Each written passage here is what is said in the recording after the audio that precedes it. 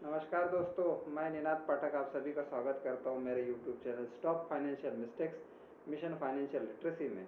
दोस्तों, पिछले दो एपिसोड में हमने यानी कि रविवार के भी और उसके पहले बुधवार के भी एपिसोड में हमने एक फाइनेंशियल एडवाइज़र यानी कि एक फाइनेंशियल कंसल्टेंट रखने के बारे में बात की थी। वो एक बहुत बड़ा सब्जेक्ट था जिसको एक एपिसोड में कर पाना मेरे को लगा कि मुश्किल है। और पहली बात, और दूसरी बात क्या है कि एक बार में अगर आधे घंटा या 45 मिनट एक ही विषय के ऊपर मैं बोला तो बहुत सी चीज़ें जो पहले बात हुई रहती है वो दिमाग से निकल जाती है। इसीलिए हमने ब्रेक दे करके 15-15 मिनट के दो एपिसोड के द्वारा एक फाइनेंशियल एडवाइज़र के बारे में समझने की कोशिश करी थी।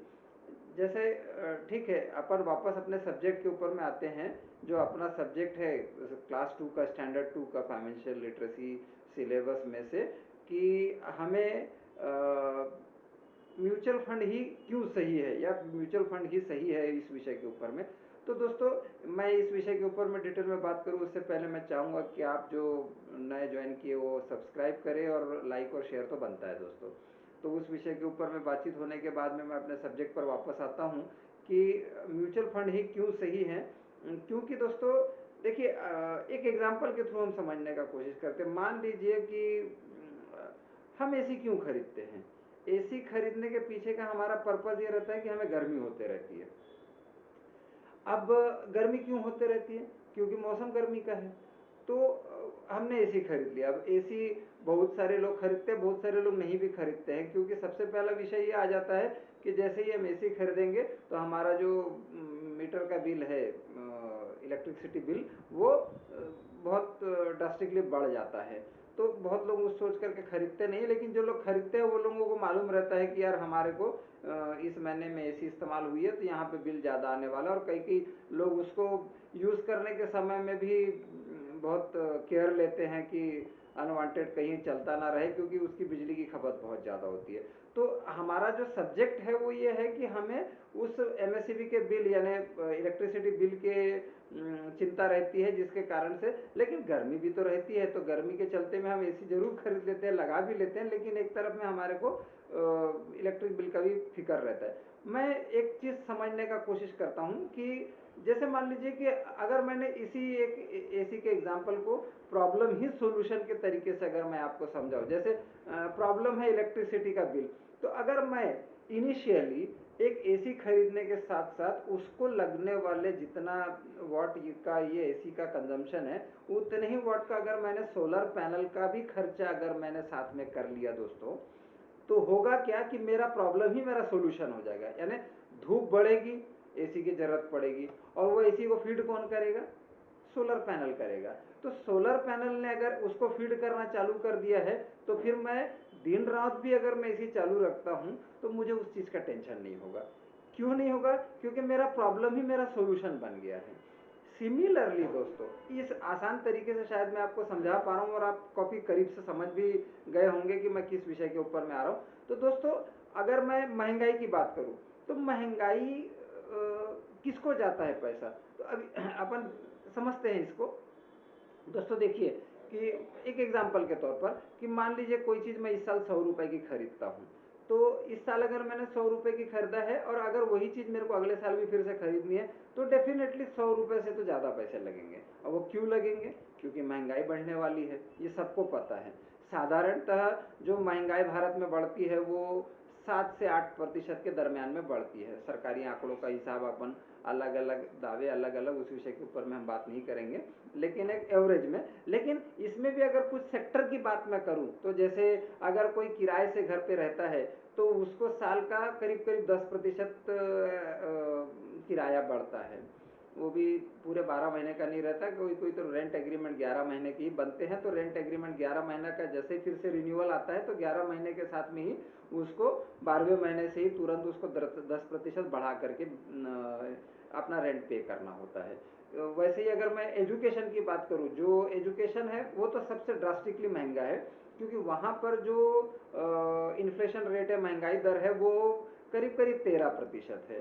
तो 13%, 10%, ये सबको अगर कंबाइन करके मैं ओवरऑल में समझने का कोशिश करूँ तो जो इस साल जो मैंने चीज़ 100 रुपये की खरीदी है वो डेफिनेटली 107 108 रुपये में होगी। बाकी की महंगाई के बारे में हम डिटेल में बहुत नहीं जाते हैं। तो ये जो मेरी एक प्रॉब्लम है कि मेरी चीज़ जो इस साल 100 रुपये की मिल रही है वो अगले साल 107 108 रुपये की मिलने वाली, तो ये क्या है, ये मेरी एक प्रॉब्लम है।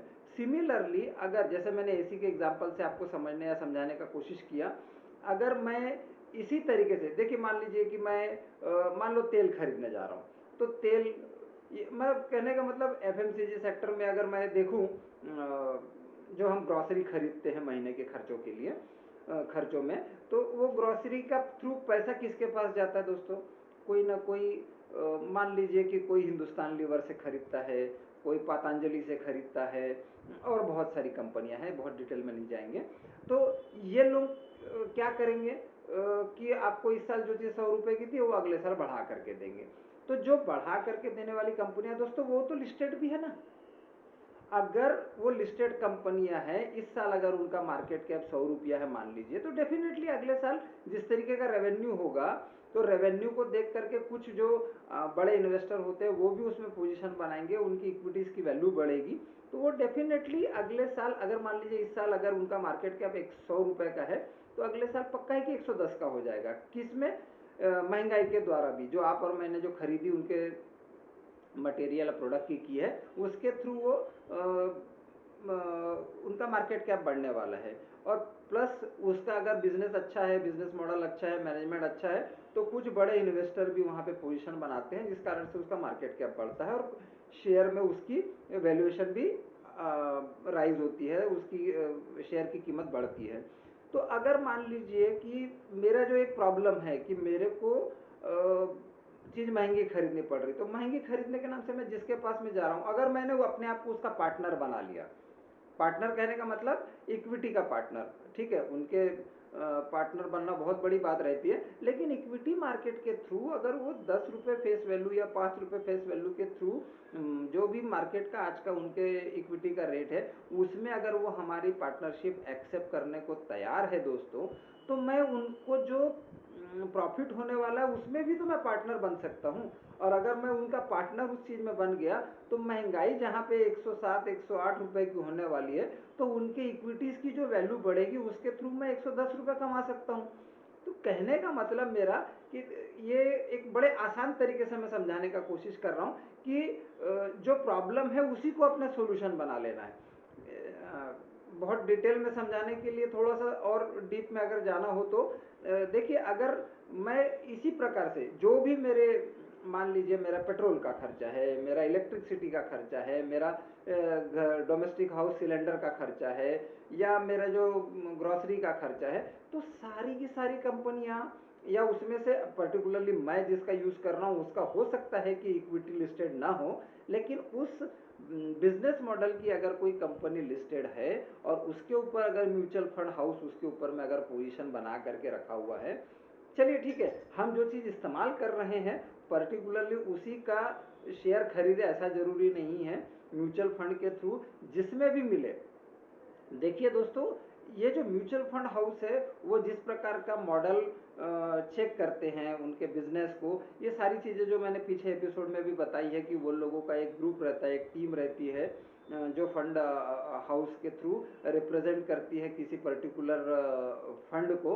तो वो लोग rounds of sitting, rounds of talk लेते हैं उस कंपनी के साथ में जिसमें वो लोग इन्वेस्ट करना चालू करते हैं। उन लोगों का जो इन्वेस्टमेंट प्रोसीजर होता है, एक दिन में ऐसा नहीं है कि आप और मैं अगर मिल हमारे जेब में है मान लीजिए 50,000 रुपये या 1 लाख रुपये, तो एक दिन ठहराते हैं कि अब हमारे को बस डीमेट में हमारे को ये शेयर खरीदना है, हम खरीद लेते हैं। तो वो लोग इस प्रकार का नहीं करते हैं, वो लोग बाकायदा प्रोसीजर से सारे नॉर्म्स को फॉलो करके, वैल्यूएशन को वेरीफाई करके उतने उतने के हिसाब से पोजीशन बनाते चलते हैं। तो कहने का मतलब, जो चीज़ जहाँ सस्ती मिल रही है, जो चीज़ जहाँ पे रिजनेबल रेट में मिल रही है, वो सब देखने के बाद ही फंड हाउस वहाँ पोजीशन बनाते हैं। और हमारे को तो पैसा बनने से मतलब है ना।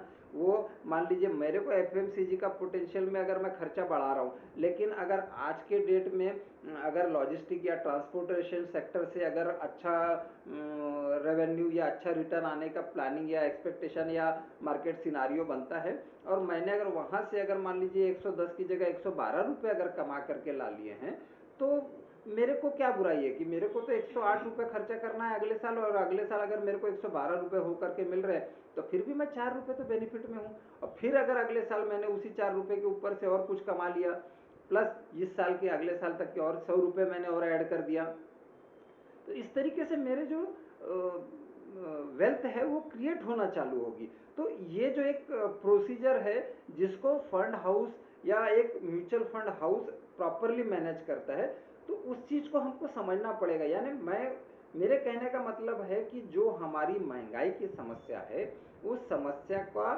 एक्चुअली जो रीज़न है वो कंपनियां हैं जिनके जिनके प्रोडक्ट जिनकी सर्विसेज हम इस्तेमाल करते हैं।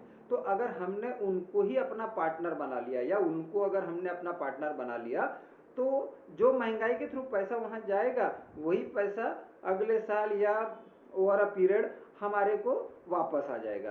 देखिए, इतना डीप में कोई सोचता नहीं है तब तक के जब तक के उनकी सर्विस चलते रहती है। इस साल 100 रुपए की चीज लाया, अगले साल 108 की मिली, ले आते हैं, क्योंकि हमारे को तनख्वाह मिलते रहती है और तनख्वाह में भी बढ़ोतरी होते रहती है। किसी के यहाँ 5% होती है, किसी के यहाँ 15% होती है, किसी के यहाँ 10% होती है, तो तनख्वाह भी बढ़ जाती है। इसीलिए हमको ये बहुत सी चीज़ें जो महंगाई की वजह से बजट हिलने का जो खतरा रहता है वो बहुत ज़्यादा टच नहीं करता, रियलाइज नहीं होता है। तो ये जो चीज़ें हैं, लेकिन अगर इसी तरीके के 10% की इंक्रीमेंट को अगर हमने कहीं 1% 2% अगर म्यूचुअल फंड के थ्रू इक्विटी मार्केट में पार्क कर दिया, तो वो पैसा वेल्थ क्रिएट करके हमारे को उस पीरियड के लिए सपोर्ट करेगा जिस पीरियड में हमारे को ये तनख्वाह आना बंद हो जाएगी, यानी रिटायरमेंट के बाद। तो रिटायरमेंट के पहले भी हमारे को बहुत सारी ऐसे खर्चे या ऐसी लाइबिलिटीज रहती है जो ओवर अ पीरियड या एक पीरियडिक गैप के बाद में हमारे पास में हमारे सामने में आते रहती है। तो ये सारी चीज़ों में पैसे का मेजर रोल है। और पैसे के मेजर रोल, चलिए ठीक है, ना भी हो खर्चा, तो हमारे पैसे हमारे पास ही तो रहेंगे। अगर हमारे को 108 रुपये में अगले साल ये चीज़ मिलने वाली है, और हमने जिस तरीके से उस पैसे को इन्वेस्ट किया है, अगर उसने हमारे को 112 रुपये दे दिया, तो भाई 4 रुपये तो हमारे पास ही आ रहे हैं। उसमें उसमें तो अच्छा लगने वाली बात है, उसमें तो कोई बुराई बात नहीं है। तो मेरे कहने का मतलब है कि अगर हमको मालूम है कि हमारी प्रॉब्लम महंगाई है, तो उसी महंगाई को ड्राइविंग सीट पर बैठाल करके अगर हमने हमारे महंगाई की जो प्रॉब्लम है उसको सॉल्व करने के लिए अगर म्यूचुअल फंड के थ्रू इन्वेस्ट करना चालू कर दिया उन कंपनियों में जिनकी हम चीज़ें या प्रोडक्ट यूज़ करते हैं। मैं जिन चीज़ों को यूज़ करने के बारे में बार बार इसलिए बोल रहा हूँ दोस्तों, क्योंकि अगर हम यूज़ कर रहे हैं, इसका मतलब मास में उसका इस्तेमाल हो रहा है, और जब वो इस्तेमाल हो रहा है इसका मतलब उसका मार्केट में प्रॉस्पेक्ट बहुत अच्छा है। क्योंकि जिस तरीके से हम बिलीव करते हैं उसी तरीके से बहुत लोग उसको इस्तेमाल करते हैं, तो उसका इस्तेमाल एक इंडिकेटर है कि मार्केट में वो प्रोडक्ट लाइव है, लैप्स होने वाला नहीं, यानी उसका कहीं अंत नहीं है। जैसा एम्बेसडर कार की बात करें या नोकिया मोबाइल की बात करें, तो मेरे कहने का मतलब इस प्रकार के प्रोडक्ट में अगर हम इन्वेस्टेड रहेंगे तो हमारा क्या हाल होगा आप समझ सकते हैं। इसीलिए मैं बताना चाह रहा हूँ कि उन चीज़ों को जिनको हम आज भी इस्तेमाल कर रहे हैं, उन चीज़ों को या उनकी जो पेरेंट कंपनियां जो लिस्टेड है मार्केट में कहीं पर भी, चाहे बीएससी में हो एनएससी में हो, उन लिस्टेड कंपनियों में अगर हमने म्यूचुअल फंड के थ्रू इन्वेस्टमेंट चालू कर दिया, तो वो हमारे जो 8 रुपये का खर्चा बढ़ने वाला है वो उसकी जगह के ऊपर में अगर उन्होंने 10-12% का भी रिटर्न हमारे को ओवर अ पीरियड, हर साल ऐसा रिटर्न आता नहीं है, उस रिटर्न के लिए हमको वेट करना पड़ता है 8 साल 10 साल 15 साल। तो उसके बाद में जब 12-13% का रिटर्न दिखता है, तो वो अमाउंट 100 रुपये की सीधा सीधा 300 400 500 हो जाती है। तो उस समय में रियली हमको पैसे की भी ज़रूरत होती है, क्योंकि हमारा रिटायरमेंट आ गया रहता है, या हमारे को कुछ खर्चे बढ़ गए रहते हैं, और पैसे हमारे पास में है तो हम नहीं भी ज़रूरत पड़े तो हम अपने पैसों का इस्तेमाल, चलिए अच्छा सब कुछ रिटर्न अच्छा मिल गया, एक फॉरेन ट्रिप मार लेंगे, इसमें बुराई क्या है। तो अगर हमारे पास पैसा है तो हम सारे ऑप्शन इस्तेमाल कर सकते हैं। बशर्त है कि हम एक डिसिप्लिन तरीके से इन चीज़ों को समझे कि हमारे को महंगाई को कंट्रोल कैसे करना है। और महंगाई को कंट्रोल करने के लिए हमारे को प्रॉब्लम ही सॉल्यूशन वाला जो एक फंडा मैं बता रहा हूँ आपको, उस तरीके से अगर हमने महंगाई का तोड़ अगर निकाल लिया, तो हम नौकरी करने के पीरियड में इंक्रीमेंट के भरोसे के ऊपर में ये सारे खर्चों को निपटाते रहेंगे, और जब हमारी नौकरी के साथ में रिटायरमेंट हो जाएगा, ये सब कुछ क्लियर हो जाएगा, तब हमारे को यही जो बचा हुआ पैसा है वो वहाँ पर रह करके हमारे को कंपाउंडिंग में रिटर्न देगा। कंपाउंडिंग के ऊपर में मैं कभी एक अलग क्लास करूँगा, तो उस समय में हम कंपाउंडिंग को भी समझ लेंगे। लेकिन अगर हमारे को वो पैसा मल्टीफोल्ड में होकर के मिलता है 10 15 20 साल के बाद में, तो उससे हमारी जो पोस्ट रिटायरमेंट रिस्पॉन्सिबिलिटीज़ है या रिक्वायरमेंट्स है वो पूरी हो जाएगी। क्योंकि देखिए दोस्तों, एक ना एक दिन हम सभी को रिटायर होना है। क्योंकि जिस दिन हमारे को एक एम्प्लॉयर अपने अपॉइंट करता है, तो उस दिन वो बाकायदा डेट भी लिख करके दे देता है कि किस डेट को आप रिटायर होने वाले हो। तो वो वास्तविकता को आप ध्यान में रख करके, जब तक ये तनख्वाह मिल रही है तो तनख्वाह के भरोसे, और जब तनख्वाह मिलना बंद हो जाएगी तो इस तरीके से यानी म्यूचुअल फंड के थ्रू हमको इस खर्चों को चालू भी रखना है और टेंशन नहीं लेना है। चाहे वो 108% की में मिले या 110 में मिले, हमारे को उस समय में कोई चिंता नहीं रहने वाली। तो कहने का मतलब, हमारे को महंगाई की जो प्रॉब्लम है उसको कंपनियों के थ्रू, म्यूचुअल फंड के थ्रू अपना पार्टनर बना लेना है, या उनका पार्टनर हमको बन जाना है, ताकि हम उस खर्चे को एडजस्ट कर सके और हमारे भविष्य की रिक्वायरमेंट को भी पूरा कर सकें। दोस्तों, बड़ी आसान शब्दों में मैंने समझाया आपको कि किस तरीके से महंगाई को हम पार्टनर बन करके कंट्रोल कर सकते हैं, या उसके बावजूद भी हम अपने खर्चों को मैनेज कर सकते हैं। तो आज का एपिसोड मैं यहीं समाप्त करता हूं दोस्तों। Thank you.